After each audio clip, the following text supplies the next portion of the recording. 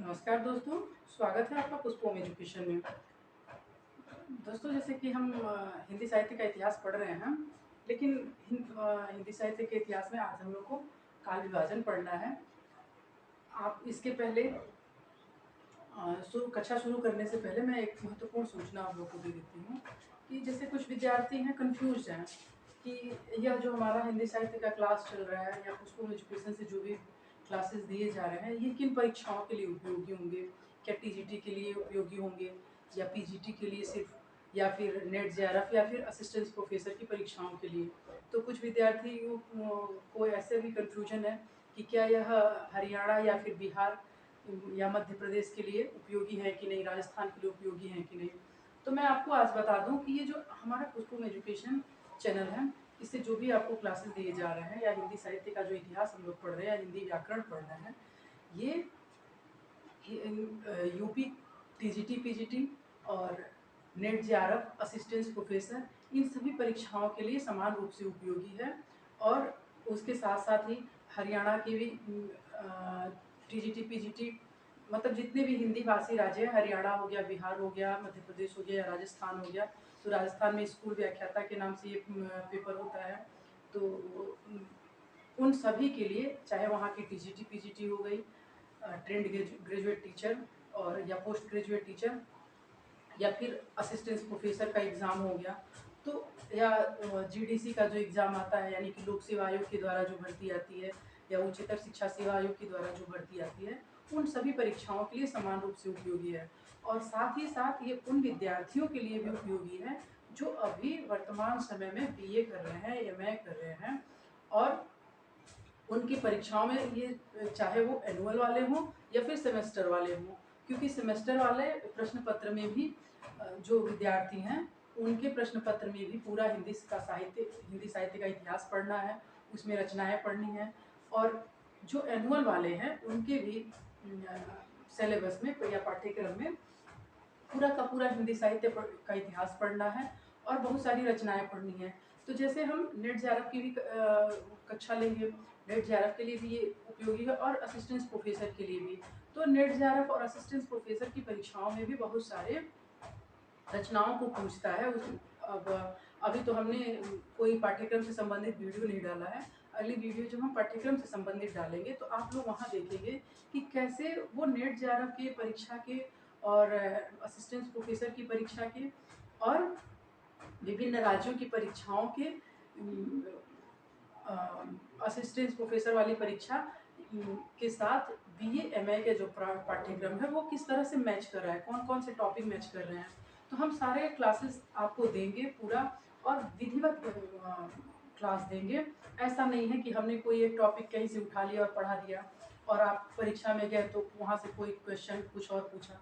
हम पूरा अब तक के जितने भी बार परीक्षाएं हो चुकी हैं और आयोग ने आयोजित की है, जितने भी साल की परीक्षाओं को, हम उन सभी सालों का जो निचोड़ है, यानी कि जो भी प्रश्न पत्र हुए हैं, किस आधार पे प्रश्नों की प्रकृति बदलती रही है, पैटर्न परीक्षा का किस तरह बदल रहा है, वर्तमान पैटर्न क्या है, और उस हिसाब से प्रश्न कैसे नए बन सकते हैं। और या फिर अगर जो वर्तमान पैटर्न है, अगर इसके अलावा वो पैटर्न को चेंज करता है तो उसकी मानसिकता क्या हो सकती है, वह किस स्तर तक उसको बदल सकता है। तो हम उस स्तर तक भी पहुंच करके आपको उस लेवल का ज्ञान देना चाहते हैं और वो हम देंगे अपनी कक्षाओं के माध्यम से। तो जो बच्चे हमसे शुरू से ही, आज से ही जुड़े रहेंगे, हमारी जो पहली वीडियो अपलोड होना शुरू हुई है हिंदी साहित्य के इतिहास से संबंधित या व्याकरण से संबंधित, जो बच्चे अभी से देखना इसको शुरू करेंगे तो उनके लिए ये काफ़ी कारगर होगा, क्योंकि एक एक टॉपिक हम बड़े गहराई के साथ पढ़ा रहे हैं, उसका गहन अध्ययन हम लोग कर रहे हैं कि जो यानी कि जो सबसे छोटे से छोटे अंग को भी हम लोग उठा रहे हैं और बड़े से बड़े स्तर को भी हम देख रहे हैं, यानी कि पूरे गहराई के साथ हम आपको विषय पढ़ाने की कोशिश कर रहे हैं। तो हम चाह रहे हैं कि आप लोग निसंकोच होकर के और ज़्यादा से ज़्यादा मात्रा में आप लोग चैनल को सब्सक्राइब कीजिए और अपने मित्रों तक, या फिर जो भी हिंदी विषय से संबंधित है या हिंदी में जो लोग रुचि लेते हैं, चाहे वो बीएमए के विद्यार्थी हों या फिर किसी भी प्रतियोगी परीक्षा की तैयारी कर रहे हों, उन सभी को तक ये चैनल को आप लोग लिंक शेयर कीजिए, उनको बताइए और डेली वीडियो भी का लिंक भी शेयर कीजिए और सब्सक्राइब कीजिए। और कमेंट के माध्यम से अपना सुझाव भी दीजिए, क्योंकि जब आप लोग वीडियो को लाइक करते हैं, सब्सक्राइब करते हैं या फिर कमेंट करते हैं, उसको पूरे वीडियो को देखते हैं, तो हमें उससे मनोबल बढ़ता है हमारा, और हमें एक ऊर्जा मिलती है, जिस ऊर्जा के दम पे हम लोग अध्ययन करते हैं और फिर आपको और अच्छे से अच्छा कंटेंट उपलब्ध कराने का प्रयास करते हैं। तो इसलिए आप लोग वीडियो को लाइक करें। और जो व्याकरण की कक्षाएं हैं, व्याकरण की जो कक्षाएं हैं, वो तो अन्य जो वनडे एग्ज़ाम होते हैं, जैसे लेखपाल के हो गए, यूपी पुलिस की परीक्षाएं हो गई, दरोगा की परीक्षाएं हो गई, या फिर वीडियो की परीक्षा है, आरओ की परीक्षा है, उन सभी परीक्षाओं के लिए व्याकरण की कक्षाएं बहुत ही उपयोगी हैं। इसलिए वो विद्यार्थी भी हमसे जुड़ सकते हैं जो वनडे एग्ज़ाम की तैयारी कर रहे हैं और हिंदी के प्रश्न पूछते हैं, तो उनके लिए भी ये उपयोगी है।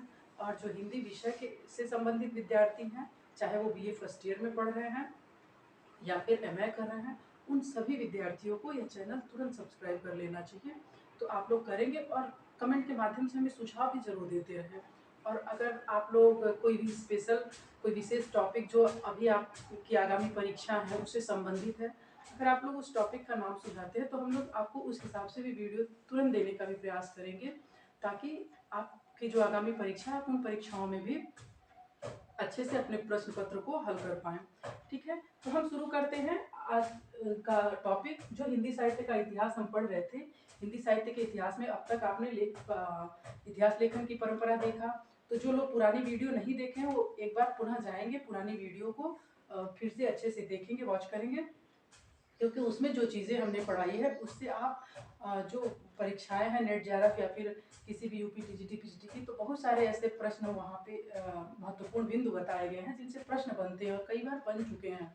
जैसे मैंने पिछली कक्षा में आपको ये बताया था कि जो स्वयंभू ने पौंचर्यु लिखा, तो उसमें उन्होंने अपने ग्रंथ में ये दिखाया है कि राम और सीता अंत में जाके जैन धर्म में दीक्षित होते हैं। तो ये प्रश्न परीक्षा में बन चुका है, कई बार बन चुका है कि कौन सा ऐसा ग्रंथ है जिसमें, या फिर राम कथा कौन सी ऐसी या किस विद्वान के द्वारा लिखी गई है जिसमें सीता जैन धर्म में दीक्षित होती हैं। तो ये प्रश्न आपको कैसे आएगा? जब आप उस वीडियो को देखे रहेंगे अच्छे से और उसका नोट्स बनाए रहेंगे, तभी आपको अच्छे से समझ में आएगा। तो इसलिए आप लोग उसको पुनः बार बार देख लीजिएगा। और हम आगे बढ़ते हैं, यानी कि काल विभाजन हम देख रहे थे। तो काल विभाजन में अब तक आपने क्या देखा कि उसकी पृष्ठभूमि क्या रही है, काल विभाजन की हमें आवश्यकता पड़ी क्यों, और विद्वानों ने काल विभाजन क्यों किया, और उसका आधार क्या रहा है। यानी कि काल विभाजन, हिंदी साहित्य के इतिहास का जो काल विभाजन किया गया उसका आधार क्या रहा है, किन किन आधारों पे काल विभाजन किया जा सकता है, ये सारी चीजें अब तक हम पढ़े हैं।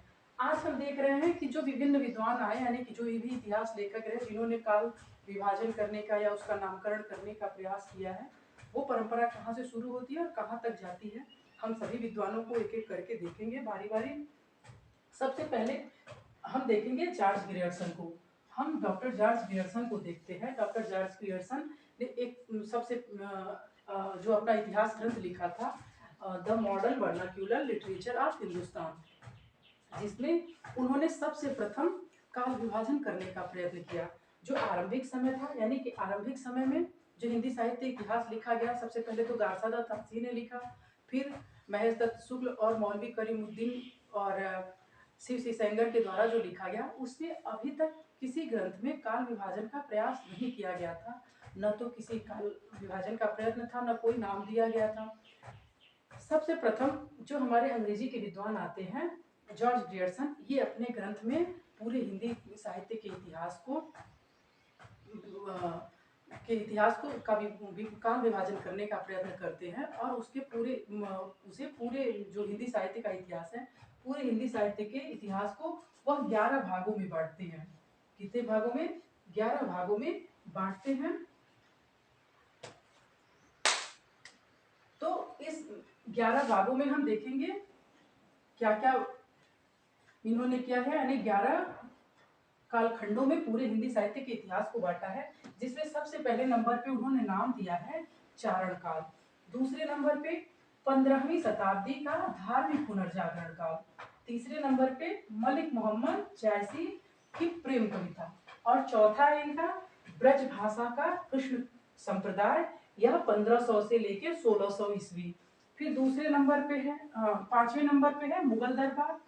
छठे नंबर पे तुलसीदास, और सातवां काल विभाजन है इनका रीतिकाल। रीतिकाल यानी 1580 से लेकर के 1692 ईस्वी। फिर तुलसीदास के अन्य परिवर्ती, तुलसीदास के अन्य परिवर्ती 1600 से लेकर 1700। इसको इन्होंने दो भागों में बांटा। पहले को कहा धार्मिक कवि, इन्होंने इसका भी दो विभाग कर दिया, धार्मिक कवि और दूसरे भाग को कहा अन्य कवि। ये आप लोग ध्यान देंगे क्योंकि ये पूछ सकता है अलग अलग कि कौन से काल को उन्होंने दो भागों में फिर से विभाजित किया है। तो ये जो तुलसीदास के अन्य परवर्ती हैं, इसका इन्होंने क्या किया, इसको भी इन्होंने दो भाग में कर दिया, धार्मिक कवि और अन्य कवि के नाम से। फिर आता है 9वें नंबर पे 18वीं शताब्दी का, 18वीं शताब्दी को भी इन्होंने दो भागों में बांटा, इसको भी धार्मिक कवि और अन्य कवि के नाम से दो विभाग किए।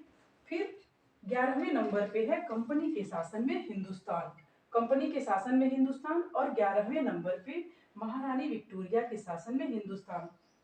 एक चीज हम और देखेंगे कि जो ये कंपनी 10वां विभाजन है इनका, 10वां नामकरण किए हैं इन्होंने, कंपनी के शासन में हिंदुस्तान, इसको भी इन्होंने इसको तीन भागों में बांट दिया। पहले को उन्होंने कहा कि जैसे क्षेत्र विशेष के नाम पे इन्होंने बांटा, पहले को बुंदेलखंड और बघेलखंड कहा, बुंदेलखंड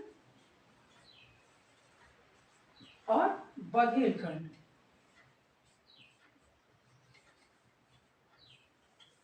बुंदेलखंड बघेलखंड। और फिर दूसरे को उन्होंने कहा बनारस, दूसरे को क्या कहा, बनारस,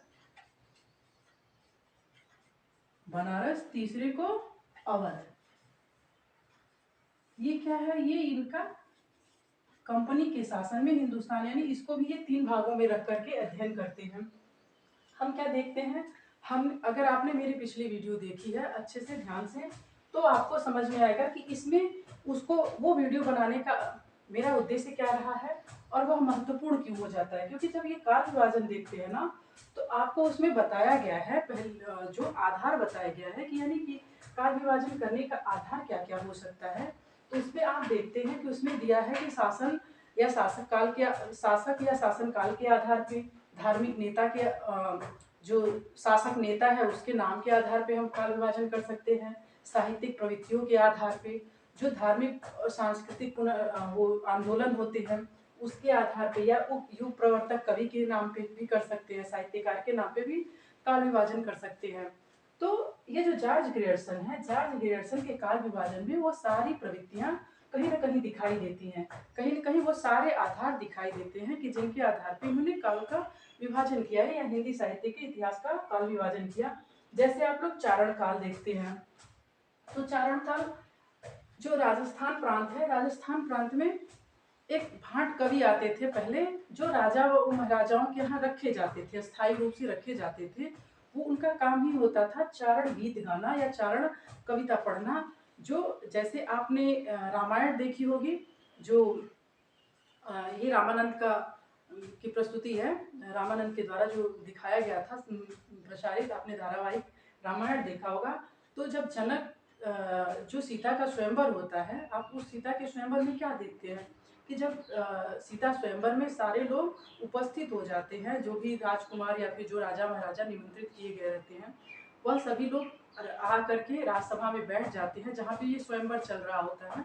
तो जब स्वयंवर सभा में सारे लोग उपस्थित हो जाते हैं, तो कुछ आपने देखा होगा कोई लोग आते हैं डफली और झाल मजीरा बजाते हुए, कुछ कवि आते हैं और अपने राजा यानी कि राजा जनक के का यशगान करते हैं, उसके बारे में बताते हैं, उसका पूरे राज्य का और उनके शासन काल का और उन राजा के बारे में, उनके व्यक्तित्व के बारे में वो अपने गीत के माध्यम से प्रस्तुति करते हैं। ये क्या हो गया, ये चारण गीत हो गया, यानी कि वो चारण गीत गाते थे। तो हम ये इसी क्रम आधार पे इन्होंने क्या किया, ये चारण काल नाम दे दिया है ऐसे ही कि यानी कि जैसे जब आगे पढ़ेंगे तो शुक्ल जी का जब विभाजन देखेंगे तो ये चारण शब्द और चारण गीत क्या होते थे, चारण रचनाएं क्या होती थी, वो आपको आगे समझ में आएगा। फिलहाल आज के लिए तो आप इतना समझ लीजिए कि उन कवियों को, यानी कि जो राजा महाराजाओं की प्रशस्ति गान करते थे, उनको चारण कवि कहा जाता है या भाट कवि कहा जाता था। तो ये परंपरा वो देखे होंगे ज्यादा रही होगी उस समय, तो उसके नाम पे इन्होंने चारण काल कर दिया। फिर 15वीं शताब्दी का धार्मिक पुनर्जागरण कर दिया, यानी कि ये उस समय के सन में कालखंड में जो धार्मिक पुनर्जागरण हुआ था उस आधार पे इन्होंने इसका नाम ये रख दिया। फिर देख रहे हैं कि साहित्यिक जो युग प्रवर्तक साहित्यकार है उसके नाम पे ये देखते हैं आपके मलिक मोहम्मद जायसी की प्रेम कविता, तुलसीदास, ये क्या है, ये लोक साहित्यकारों के नाम पे इन्होंने नामकरण कर दिया। फिर शासक या शासन काल के आधार पे तो ये देखो मुगल दरबार, फिर कंपनी के शासन में हिंदुस्तान, महारानी विक्टोरिया के शासन में हिंदुस्तान, ये सब क्या है, ये शासक या शासन काल के आधार पे है। नेता के आधार पे महारानी विक्टोरिया का नाम दे दिया है। फिर ऐसे ही जो उस समय की साहित्यिक प्रवृत्तियों के आधार पर भी नामकरण होता है। तो ये देख लीजिए आप, यहाँ पे इन्होंने नाम दिया है रीतिकाल। तो रीतिकाल क्या है, साहित्यिक प्रवृत्तियों के आधार पर वर्गीकरण है। तो जब हम जॉर्ज ग्रियर्सन के इस काल विभाजन को पूरा देखते हैं तो हम तब यानी कि जो पिछली कक्षा थी, पिछली कक्षा में जब आप उसको इससे मैच कराते हैं तो आपको समझ में आता है कि वह कक्षा महत्वपूर्ण हमारे लिए क्यों थी। और अब आपको लगता है मुझे कि अब आपने जो आज की कक्षा पढ़ी है, यानी कि जो जॉर्ज ग्रियर्सन का ये काल विभाजन देखा है, अब आपको समझ में आ गया होगा कि जॉर्ज ग्रियर्सन ने किन आधारों को लेकर के किस प्रकार से काल विभाजन करने का प्रयत्न किया और उनके काल विभाजन में क्या क्या गुण है और क्या क्या दोष है। तो अभी तो ये सब क्या है, ये सब तो दोष है, लेकिन जो भी रचनाकार या फिर इनका ये सबसे पहले ऐसे ग्रंथकार रहे हैं या इतिहासकार रहे हैं जिन्होंने काल विभाजन करने का प्रयास किया हिंदी साहित्य के। तो इसमें कुछ दोष भी हैं, हम उन दोषों को भी, यानी कि अगर आपसे पूछ लेता है कि इसका मूल्यांकन करके बताइए कि इसमें क्या चीजें अच्छी रही या क्या इसके गुण रहे, क्या दोष रहे, तो सबसे पहले हम अब देखेंगे कि दोष, यानी कि दोष क्या है, कि दोष जो आपने देखा कि अब आगे जब देखेंगे काल विभाजन अन्य कवि रचनाकारों के या इतिहासकारों के, तो देखेंगे उसमें किसी कुछ लोगों में बहुत क्रमबद्धता मिलेगी, लेकिन ये पहला प्रयास था इनका। तो इन्होंने सारी प्रवृत्तियों को ले लिया है, सारे आधार को ले लिया है। तो इसमें क्या है, कवि ये जो भी लिखे हैं इसमें एक रूपता का अभाव पाया जा रहा है। क्या है, एक रूपता का अभाव है इसमें, ये क्या है, इसका सबसे बड़ा दोष है। क्योंकि ये जो भी वर्गीकरण किया गया है, एक रूपता का अभाव, ये जो भी काल विभाजन है ना, इसमें क्या है, एक रूपता कहीं नहीं मिलती है। कभी आप देख रहे हैं कि वो उस समय के सीमा को कालखंड के नाम पे बना विभाजन कर रहे हैं, कहीं देख रहे हैं प्रवृत्तियों के आधार पे वो काल विभाजन कर रहे हैं, कहीं युग प्रवर्तक साहित्यकार के नाम पे वो काल विभाजन कर रहे हैं, तो कहीं नेता के नाम पे, कहीं शासन तंत्र के नाम पे, कहीं जो सांस्कृतिक या धार्मिक पुनर्जागरण वो जो आंदोलन है उसके नाम पे ये काल विभाजन कर रहे हैं। तो ये क्या है, इसमें एक रूपता नहीं है, कहीं पे भी एक रूपता नहीं है। और भी देखते हैं आप, पहले देखते हैं कि चारण काल चल रहा है, फिर 15वीं शताब्दी का धार्मिक पुनर्जागरण आ जाता है, फिर उसके बाद मलिक मोहम्मद जायसी आते हैं, तभी आप देखते हैं कि ब्रज का कृष्ण संप्रदाय इन्होंने बता दिया, फिर मुगल दरबार, फिर उसके बाद सीधा तुलसीदास पे पहुंच जाते हैं। यहाँ आप देखते हैं कि ब्रज का कृष्ण संप्रदाय जो बता रहे हैं कि 1500 से 1600 ईस्वी, वहीं आप देख रहे हैं कि फिर रीतिकाल भी इसी में आ जा रहा है कि 1580 से 1692 रीतिकाल है। तो ये क्या है, कहीं ना कहीं उसमें क्रमबद्धता नहीं है, एक रूपता नहीं है, ये भी, और इसमें क्या है, भिन्नता है, बहुत ही भिन्न प्रकार से, यानी कि एक रूपता का अभाव पाया जा रहा है। तो ये आपने देखा, ये इनका सबसे बड़ा दोष कहा जाता है कि इस इतिहास लेखन का या इस इतिहास ग्रंथ में जो काल विभाजन किया गया, इस काल विभाजन का ये दोष है। अब दूसरे नंबर पे हम क्या देखते हैं, साहित्यिक प्रवृत्तियों के बोध का अभाव है, यानी कि साहित्यिक प्रवृत्तियों के बोध का अभाव। आप लोग यहाँ देख लीजिएगा, जो साहित्यिक प्रवृत्ति होती है उसका जो बोध होना चाहिए, प्रवृत्तियों के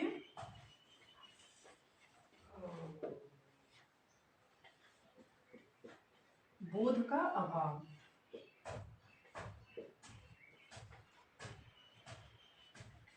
ये क्या है, ये जो साहित्यिक, जिन साहित्यिक प्रवृत्तियों के बोध के आधार पे काल विभाजन होना चाहिए, ये उसमें नहीं पाई जाती हैं। क्योंकि यहाँ पे कहीं पे वो शासन के आधार पे वो कविता का खंड का विभाजन कर दे रहे हैं, कहीं किसी साहित्यकार के नाम पे कर दे रहे हैं, तो कहीं वो प्रवृत्ति को आधार बनाते हैं, रीति का नाम देते हैं। ये क्या है, ये उसमें जो साहित्यिक प्रवृत्ति, यानी उस समय में एक क्रम से जो काल विभाजन होना चाहिए था कि किस क्रम में कौन सी साहित्यिक प्रवृत्ति रही है, उसके आधार पे जो नामकरण होना चाहिए था या विभाजन होना चाहिए था, उसका अभाव है इसमें, ये भी इनका दोष है। लेकिन एक अब इसके इनके गुणों को देखेंगे तो इनके जो काल विभाजन है ये सबसे प्रथम प्रयास किया गया है, इसलिए इसका यह सबसे बड़ा दोष आता है, मतलब गुण आता है। गुण यहाँ हम लिख रहे हैं, आप लोग यहाँ देख लीजिए। गुणों में क्या लेंगे कि गुणों में ये प्रथम प्रयास के रूप में, वैसे तो ये त्रुटिपूर्ण है, काफी त्रुटिपूर्ण है ये काल विभाजन, लेकिन प्रथम प्रयास के रूप में यह सराहनीय भी है। प्रथम प्रयास के रूप में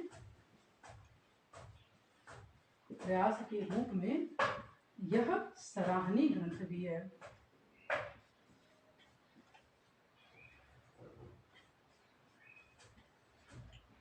ये क्या है, इस काल विभाजन का सबसे बड़ा गुण ये माना जाता है कि प्रथम बार काल विभाजन करने का प्रयास किया गया है, इसलिए यह सराहनीय है, यानी ये इसका गुण है। तो हम देखते जैसे आगे के भी जो भी रचनाकार आते हैं कहीं न कहीं इनसे प्रेरित होते हैं, क्योंकि अब तक के जो भी इतिहासकार आए थे वो क्या थे, सब एक ही आधार पे कोष ग्रंथ के तरह से जीवन वृत्त लिख रहे थे, उनके इतिहास लिख रहे थे, लेकिन उस इतिहास में क्या था, कहीं पे भी काल विभाजन का प्रयास नहीं किया गया था। तो ये पहली बार प्रयास किया गया, इसलिए जो आगे के इतिहासकार आए होंगे वो सब कहीं न कहीं इनसे प्रेरणा जरूर लिए, तभी वह काल विभाजन करने का प्रयत्न करते हैं। तो इसलिए यह ग्रंथ क्या है, यह काल विभाजन क्या है, यह बहुत ही सराहनीय कार्य है, ये इसका गुण है। तो आज हमने क्या देखा, आज हमने ग्रियर्सन के काल विभाजन को देखा, और ग्रियर्सन के काल विभाजन को आशा है कि आप लोग पूरे अच्छे से समझ लिए होंगे, और आज के बाद इस वीडियो को देखने के बाद आप लोग कभी भूलेंगे भी नहीं, और पिछली कक्षा जो है उसके महत्व को भी समझेंगे, और उसको आप लोग अगर नहीं भी देखे होंगे जो बच्चे, वो लोग पुनः जाके उसको उस वीडियो को देख लेंगे, ताकि ये चीज़ें आपको अच्छे से समझ में आ जाए। अब ये जो कक्षा है ना, इस कक्षा को एक बार आप लोग अच्छे से हृदयंगम कर लेते हैं तो आपके जितनी भी परीक्षाएं आएंगी काल विभाजन से, चाहे कितना भी कठिन प्रश्न बना दे, आप नहीं भूलेंगे और आपसे उत्तर गलत नहीं होगा, आप सही उत्तर करके ही आएंगे। तो वीडियो को आप लोग बार बार देखिए और ज़्यादा से ज़्यादा विद्यार्थियों तक पहुंचाइए जिनको ज़रूरत है, और उन तक ये वीडियो पहुंचना चाहिए, उन तक ये चैनल पहुंचना चाहिए, और आगे हम लोग ऐसे ही और अच्छे अच्छे तरीके से हम लोग आपके लिए अच्छे से अच्छे वीडियो ला सके, क्लास ला सकें, ज्ञान आपका और बढ़ा सके, और आपके अनुरूप हम लोग ज्ञान दे सकें, उसके लिए हमारा मनोबल बढ़ाइए। और आप लोग चैनल को सब्सक्राइब कीजिए, शेयर कीजिए, और वीडियो को बार बार देखिए, और लाइक कमेंट भी कर दीजिए। धन्यवाद।